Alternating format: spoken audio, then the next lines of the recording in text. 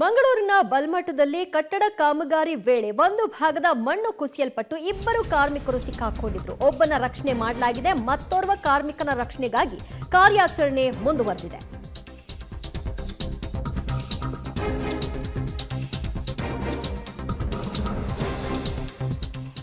ಮಂಗಳೂರಿನ ಬಲ್ಮಠ ರಸ್ತೆಯಲ್ಲಿ ಕಟ್ಟಡದ ಮಣ್ಣು ಕುಸಿಯಲ್ಪಟ್ಟಿರುವಂತಹದ್ದು. ಮಣ್ಣಿನ ಅಡಿ ಬಿಹಾರ ಮೂಲದ ಇಬ್ಬರು ಕಾರ್ಮಿಕರು ಸಿಕ್ಕಾಕೊಂಡ್ರು. ಓರ್ವನ ರಕ್ಷಣೆಯನ್ನ ಈಗಾಗಲೇ ಮಾಡಲಾಗಿದ್ದು ಆಸ್ಪತ್ರೆಗೆ ಚಿಕಿತ್ಸೆಗಾಗಿ ಆತನನ್ನ ದಾಖಲು ಮಾಡಲಾಗಿದೆ. ಮತ್ತೋರ್ವ ಕಾರ್ಮಿಕ ಏನಿದ್ದಾನೆ ಅವನ ರಕ್ಷಣೆಗಾಗಿ ಈಗ ಕಾರ್ಯಾಚರಣೆ ಮುಂದುವರೆದಿದೆ. ಘಟನಾ ಸ್ಥಳಕ್ಕೆ ಡಿಸಿ ಸಹ ಭೇಟಿ ಕೊಟ್ಟಿದ್ದಾರೆ. ಈಗ ಕ್ರೇನ್ ಮೂಲಕ ಜೆಸಿಬಿಯನ್ನ ಕೆಳಗಿಳಿಸುವಂತಹ ಪ್ರಯತ್ನವೂ ಕೂಡ ಆರಂಭವಾಗಿದೆ.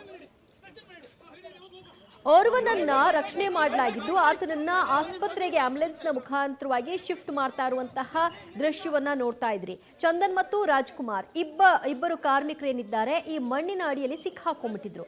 ಸೊ ಅದಾದ ನಂತರದಲ್ಲಿ ಅವರಿಗೆ ತೀವ್ರ ಉಸಿರಾಟದ ಸಮಸ್ಯೆಯೂ ಕೂಡ ಆಗಿತ್ತು. ಆದರೆ ರಕ್ಷಣಾ ಕಾರ್ಯಾಚರಣೆಯನ್ನ ಆರಂಭ ಮಾಡಿದಂತಹ ಸಿಬ್ಬಂದಿಗಳಿಗೆ ಇಬ್ಬರ ಜೊತೆಗೆ ಸಂಪರ್ಕ ಸಾಧಿಸಲಿಕ್ಕೆ ಸಾಧ್ಯವಾಯಿತು. ಓಕೆ, ಅವರಿಬ್ರು ಕೂಡ ಸೇಫ್ ಆಗಿದ್ದಾರೆ, ಆದ್ರೆ ಅವ್ರನ್ನ ಹೊರಗೆ ತೆಗೆಯೋದೊಂದು ಬಾಕಿ ಅನ್ನೋದು ಖಾತ್ರಿ ಆಯ್ತು. ಆ ನಂತರದಲ್ಲಿ ಮೊದಲನೇದಾಗಿ ಓರ್ವ ಕಾರ್ಮಿಕನನ್ನ ಸೇಫ್ ಮಾಡಿ ಈಗ ಆಸ್ಪತ್ರೆಗೆ ಶಿಫ್ಟ್ ಮಾಡಿದ್ದಾರೆ. ಅದೇ ದೃಶ್ಯವನ್ನ ನೀವು ಇವಾಗ ಸ್ಕ್ರೀನ್ ನಲ್ಲಿ ನೋಡ್ತಾ ಇರೋದು.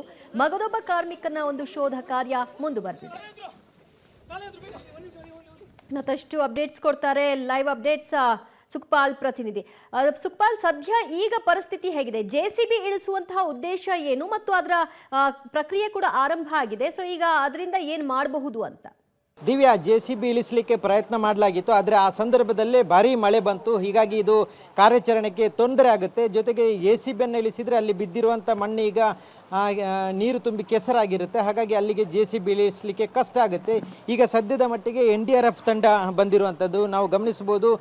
ತಕ್ಷಣಕ್ಕೆ ಇಲ್ಲಿ NDRF ತಂಡದವರು ಆಗಮಿಸಿದ್ದಾರೆ. ಜೊತೆಗೆ ಇಲ್ಲಿರುವಂಥ ಇನ್ನೊಬ್ಬರು ಮಣ್ಣಿನ ಅಡಿಯಲ್ಲಿರುವಂಥ ಇನ್ನೊಬ್ಬರು ಕಾರ್ಮಿಕರು ಯಾರಿದ್ದಾರೆ ಅವರನ್ನು ಮೇಲಕ್ಕೆತ್ತುವಂಥ ಪ್ರಯತ್ನಕ್ಕೆ ಮತ್ತಷ್ಟು ಒತ್ತು ಕೊಡ್ತಾ ಇರುವಂಥದ್ದು. ಒಂದು ಕಡೆಯಿಂದ ನಾವು ಗಮನಿಸ್ಬೋದು, ಈ ಒಂದು ಕಾಂಕ್ರೀಟ್ನ ಒಂದು ತಡೆಗೋಡೆ ಏನಿತ್ತು, ಆ ಕಾಂಕ್ರೀಟ್ನ ತಡೆಗೋಡೆ ಸಮೀಪದಲ್ಲೇ ಒಂದು ಡ್ರಿಲ್ ಮಾಡುವಂಥ ಕೆಲಸಕ್ಕೆ ಮುಂದಾಗಿದ್ದಾರೆ.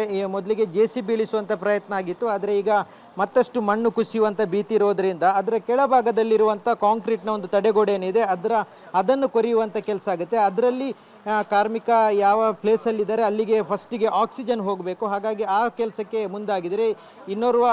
ಓರ್ವನನ್ನು ಈಗಾಗಲೇ ರಕ್ಷಣೆ ಮಾಡಲಾಗಿದೆ, ಅವರು ಆಸ್ಪತ್ರೆ ಸೇರಿದ್ದಾರೆ, ಯಾವುದೇ ರೀತಿಯಾದ ಪ್ರಾಣಾಪಾಯದಿಂದ ಪಾರಾಗಿದ್ದಾರೆ. ಇನ್ನೊಬ್ಬರು ಕೆಳಗಿನ ಭಾಗದಲ್ಲಿರುವಂಥವರು ಸುಮಾರು ಒಂದು 10 ಅಡಿಗೂ ಆಳ ಇರುವಂಥ ಒಂದು ಮಣ್ಣು ಬಿದ್ದಿರುವಂಥ ಪ್ರದೇಶ. ಹಾಗಾಗಿ ಅಲ್ಲಿ ಕೆಳಗಿನ ಭಾಗದಲ್ಲಿ ಅವರು ಇರೋದರಿಂದ ಅವರು ಈಗ ಸದ್ಯದ ಮಟ್ಟಿಗೆ ಪ್ರಜ್ಞಾಹೀನ ಸ್ಥಿತಿಯಲ್ಲೇ ಇದ್ದಾರೆ. ಹಾಗಾಗಿ ಅವರು ಯಾವುದೇ ಸಿಬ್ಬಂದಿಗಳ ಯಾವುದೇ ಒಂದು ಸೂಚನೆಗೆ ಸ್ಪಂದಿಸ್ತಾ ಇಲ್ಲ. ಅವರು ಮಣ್ಣಿನ ಅಡಿಯಲ್ಲಿ ಸಿಲುಕಿಕೊಂಡಿದ್ದಾರೆ. ಹಾಗಾಗಿ ಅವರನ್ನು ಮೊದಲಿಗೆ ರಕ್ಷಣೆ ಮಾಡಬೇಕು ಅನ್ನುವಂಥ ಕಾರಣಕ್ಕಾಗಿ ಈಗ ರಕ್ಷಣಾ ತಂಡದವರು ಕೆಲಸ ಮಾಡ್ತಾ ಇರುವಂಥದ್ದು. ಒಂದು ಕಡೆ ಡ್ರಿಲ್ ಮಾಡುವಂಥ ಕೆಲಸ ಆಗ್ತಾ ಇದೆ. ಜೊತೆಗೆ ಈಗ ಸದ್ಯಕ್ಕೆ ಬಂದಂಥ NDRF ತಂಡ ಏನಿದ್ದಾರೆ ಅವರ ಮಾರ್ಗದರ್ಶನದಲ್ಲಿ ಈಗ ಮುಂದಿನ ಕಾರ್ಯಾಚರಣೆ ಆಗ್ತಾ ಇರುವಂಥದ್ದು. ಅವರು ಮೊದಲಾಗಿ ಈಗ ಮುಂದುವರೆದಿರುವಂಥ ಕಾರ್ಯಾಚರಣೆ ಏನಿದೆ ಅದನ್ನೇ ಕಂಟಿನ್ಯೂ ಮಾಡ್ತಾರೆ. ಅಂದರೆ NDRF ತಂಡದವರು ಸಾಕಷ್ಟು ಸಾಮಗ್ರಿಗಳ ಜೊತೆ ಬಂದಿದ್ದಾರೆ. ಅವರಿಗೆ ಇಂಥ ರೆಸ್ಕ್ಯೂ ಮಾಡಲಿಕ್ಕೆ ಬೇಕಾದಂಥ ಕೆಲವೊಂದು ಪ್ಲ್ಯಾನ್ಗಳು ಗೊತ್ತಿರುವಂಥ ಹಿನ್ನೆಲೆಯಲ್ಲಿ ಈ ಮಣ್ಣಿನಡಿಯಲ್ಲಿರುವಂಥ ಓರ್ವ ಏನು ಕಾರ್ಮಿಕ ಇದ್ದಾರೆ ಅವರನ್ನು ಸುರಕ್ಷಿತವಾಗಿ ಮೇಲೆತ್ತಲಿಕ್ಕೆ ಬೇಕಾದಂಥ ಕೆಲಸಗಳನ್ನು ಮಾಡ್ತಾ ಇದ್ದಾರೆ.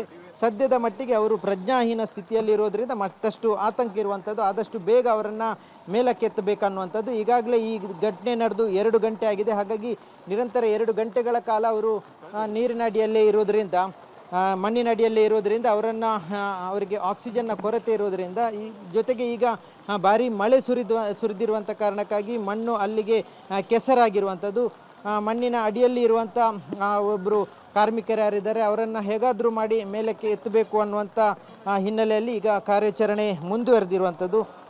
ಮೇಲ್ಭಾಗದಲ್ಲಿದ್ದಂಥ ಮಣ್ಣೇನಿದೆ ಅದು ಬಿದ್ದಂಥ ಸಂದರ್ಭದಲ್ಲಿ ಯಾವ ರೀತಿ ಕುಸಿತಿತ್ತು, ಈಗ ಮತ್ತೆ ಕುಸಿಯುವಂಥ ಆತಂಕ ಇರುವಂಥದ್ದು. ಅಂದರೆ ಮತ್ತೆ ಮಳೆ ಆಗಿತ್ತು, ಈಗ ಸದ್ಯದ ಮಟ್ಟಿಗೆ ಈಗ ಮಳೆ ಕಡಿಮೆ ಆಗಿದೆ. ಆದರೆ ಸುಮಾರು ಅರ್ಧ ಗಂಟೆಗಳ ಕಾಲ ಮತ್ತಷ್ಟು ಹೆಚ್ಚಿನ ಮಳೆ ಆಗಿತ್ತು. ಹಾಗಾಗಿ ಈಗ ಬಿದ್ದಿರುವಂಥ ಮಣ್ಣೇನಿತ್ತು ಅದು ಆಗದಿಂದ ಈಗ ಹೆಚ್ಚಿನ ನೀರು ಮಿಶ್ರಿತ ಆಗಿದೆ. ಹಾಗಾಗಿ ಅದು ಕಾರ್ಯಾಚರಣೆಗೆ ತೊಂದರೆ ಆಗುತ್ತೆ. ಒಂದು ಕಡೆಯಲ್ಲಿ ಈಗ ಮಣ್ಣು ಕೆಸರಾಗಿರೋದ್ರಿಂದ ಅದನ್ನು ಸಿಬ್ಬಂದಿಗಳಿಗೆ ತೆಗಿಲಿಕ್ಕೆ ಕಷ್ಟ ಆಗುತ್ತೆ. ಹಾಗಾಗಿ ಬೇರೆ ಟೆಕ್ನಿಕನ್ನು ಬಳಸುವಂಥ ಸಾಧ್ಯತೆ ಇದೆ. ಹಾಗಾಗಿ ಈಗ ಕೆಳಗಿನ ಭಾಗದಲ್ಲಿ ಕೊರೆಯುವಂಥ ಕೆಲಸ ಮಾಡ್ತಾ ಇದ್ದಾರೆ. ಅಂದರೆ ಆ ತಡೆಗೋಡೆ ಏನಿದೆ, ಕಾಂಕ್ರೀಟ್ನ ತಡೆಗೋಡೆ, ಅದನ್ನು ಡ್ರಿಲ್ ಮಾಡ್ತಾ ಇದ್ದಾರೆ. ಅದನ್ನು ತೆಗೆದ್ರೆ ಅಲ್ಲಿಂದ ಸದ್ಯದ ಮಟ್ಟಿಗೆ ಅವರಿಗೆ ಆಕ್ಸಿಜನ್ ಕೊಡಬೇಕು, ಆ ಒಂದು ಪ್ರಯತ್ನ ಆಗ್ತಾ ಇರುವಂಥದ್ದು ದಿವ್ಯಾ.